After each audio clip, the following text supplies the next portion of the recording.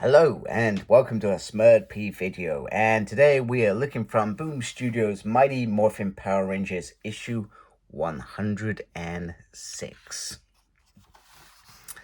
And let me just adjust my light, that is not a good start. And this issue is written by Melissa Flores, colors by Raul Angelo, illustrations by Simona and I can never pronounce their second name, so I do apologize. I'm not going to pronounce it and embarrass myself.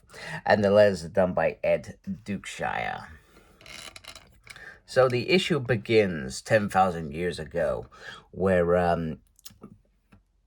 Rita Repulsa takes out Zed's henchmen, his armies, with her witchery. However, when she faces off Zed at this moment in time, well, he's the emperor of evil and easily reduces her down to what she becomes, a servant of his, even though she is loyal to her father. So this is how she becomes his servant, as referred to in the show, rather than working for Master Vile, who clearly is elsewhere during this period of time when she is sent or used to do whatever she is used to do with armies following. So anyway, the Rangers are talking about the navigator that can help them travel through the Marcher Arch to different times, different places, etc. And they talk about the Morphin Masters and how Dark Spectre tried to use these to come through these portals. And he sent his armies across, hence why they started destroying them and burying them, etc. And now that Mistress Vile is after a navigator, she is sure to approach Safe Haven. The rookie gets a little bit cocky in terms of facing off with the megas, we're powerful, etc. And then Tommy says, yeah, but kid, this is not a Rita Repulsa, you know. That sounds a bit wrong. It should that we know. That's how that should be said. She may be powerful, but she is more powerful now, etc. So we're going to come and help, etc.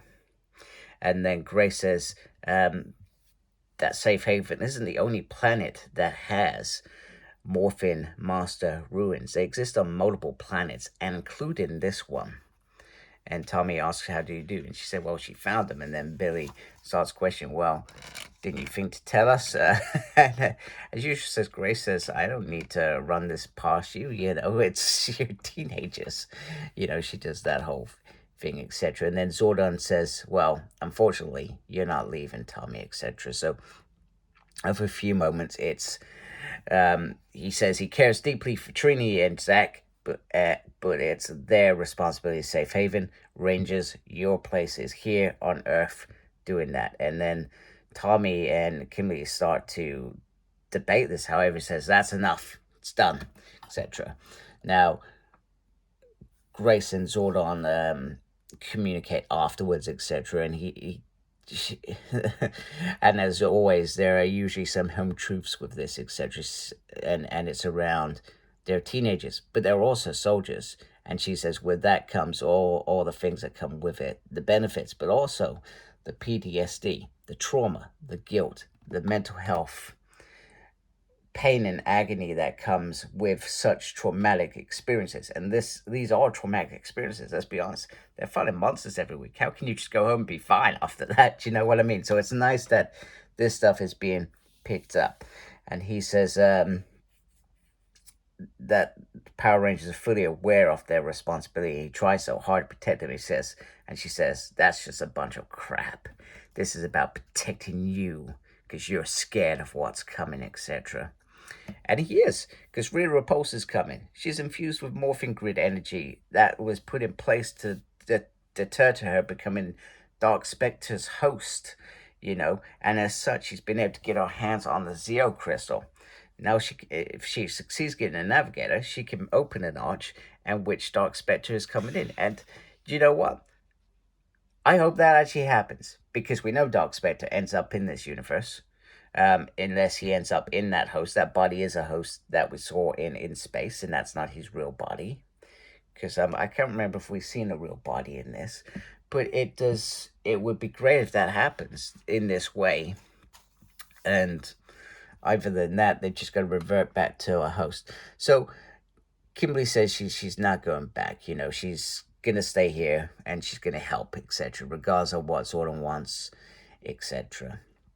And then they talk about moments between them that Kimberly says, I have all these moments that I want to share with you constantly, but when I see you, we never get a chance. She said, we will get the chance. We will spend that time together. And then they talk about Matt and Aisha. Matt's missing, obviously, with Rita on wherever she is in the universe. So he hasn't reappeared yet, but he's about to hook up with Aisha. And Trini mentions that, you know what, sometimes these things just creep up on you. Sometimes you're friends, and then the next minute, boom, feelings. And it's true, that's life.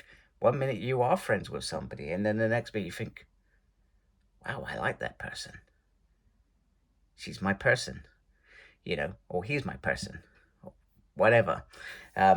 Sometimes that person, you're not their person, but you know what I mean. You know, it does happen that way. And you know, she says, well, tell me about it. And we know she's talking about Jason, you know, because they had this thing, etc., and it sort of fizzled out. And I think that was more about the distraction, but I would love that to be still explored. But I also want, is she also talking about Zach at this point? Because they've been growing very closely over the last sort of 10, 15 issues, etc. So maybe that's what she's referring to rather than the Jason thing. The Jason thing was back then, but now she, you know, potentially that's the relationship she's talking about. So sorry, I've gone on a bit of a tangent. I actually forgot about the Zach thing for a second. So, which is great. So meanwhile, Alpha 1 comes flying on Earth. He wants to take care of this personally, especially after the last time. Now, Grace is talking to Zed, etc., about everything, and she wants to work with him, etc. And Zed says, "Well, she has the Zero Crystal, she has the vessel, she's been powered by Dark Spectre. Her army is vast and deadly. Yet you think you have a chance against total annihilation." And she tries to play to, the Ranger saved you, and he says, well, you probably prolonged my death. So he is not interested in teamwork. It's Lord Zed, for goodness sake. So, but it is great. And he does perhaps have a little bit of remorse, etc. So she also thanks him for Serpent Terror, and then that's sort of the end of it. Meanwhile, the Rangers are in the fight. Alpha 1 is certainly very, very fast and certainly going after the Rangers, etc. They are in a real proper fight, etc. Now, Alpha 1 tries mocking Trini by saying that she's not as smart as Billy, she's not as brave as Jason, she's not as agile as Zach, she's not as cunning as Kimberly, and she was just the Yellow Ranger. She is not as good as being the Red Ranger, etc. So he thinks he's getting to her, he's got a beat. However, she says, come in, Kimberly, come in. And then boom, the Thunder Swords are there, and they are helping, etc. Now, Alpha 1 is struggling to absorb her, etc. And she says, Zach, why don't you explain it? And he just says, well, number 11 installed a firewall, you idiot. And then they just blast him, etc. So, and then she says, let's see how adaptable you are to this program. And so Trini showing that she is a great Red Ranger, and I actually do love her in red. She looks awesome. So Jason gets a knock on the door. It's Tommy. He's come to talk to somebody else who has the same experience with him, because at the top, I kid you not, doesn't matter how many people you got around you or working for you or whatever, you are always alone managing that and doing that, and you have to take those burdens, those decisions yourself. And that's what Tommy is doing at the moment. And they talk about Billy's probably driving himself nuts because he was the one who made the decision to leave Matt. and Jason just wants reassurance, etc. And then, sorry, Tommy wants reassurance, and then Jason just does the thing. You know what? We all do this. Matt made those sacrifices, and if you were in that position, you would have done the same, etc. And it's not your fault, etc. And then they just have a moment where it's like, I miss you, man. Grace catches up with the other Power Rangers from the 60s team, Torona, and they have a navigator. They're not gonna use it yet, etc. And they're just gonna keep it on ice for the moment. They're not ready to activate it. They're a bit. She's second guessing herself, and that's what she's doing. She's trying to make the best decision, and this is Grace all over. Whatever decision she makes, she does it for the best reason, but she's holding back with making this decision right now, which will either have ramifications or it won't. So meanwhile, this guard very stupidly decides to mock Lord Zed in his cage, etc., that he's trapped in there. However, he says, you think that this can protect you? He says, you have no idea about pain. He says he was flayed alive. He was flayed alive, for goodness sake. He's a walking bundle of muscle and brain. So you cannot even comprehend. He says, I live, I thrive, and he kills that guard quite easily. So alarms are going off, and then he's just there. Yes, that's right. He is there, just holding a morpher. He said this was a surprise that he refashioned for a different purpose. However, it will work. He's basically saying it will work now. He says, isn't there something you need to sort of say to activate it? Oh, yeah, that's right. Now look at the Z there. That looks awesome. It's morphin time. So, what the actual...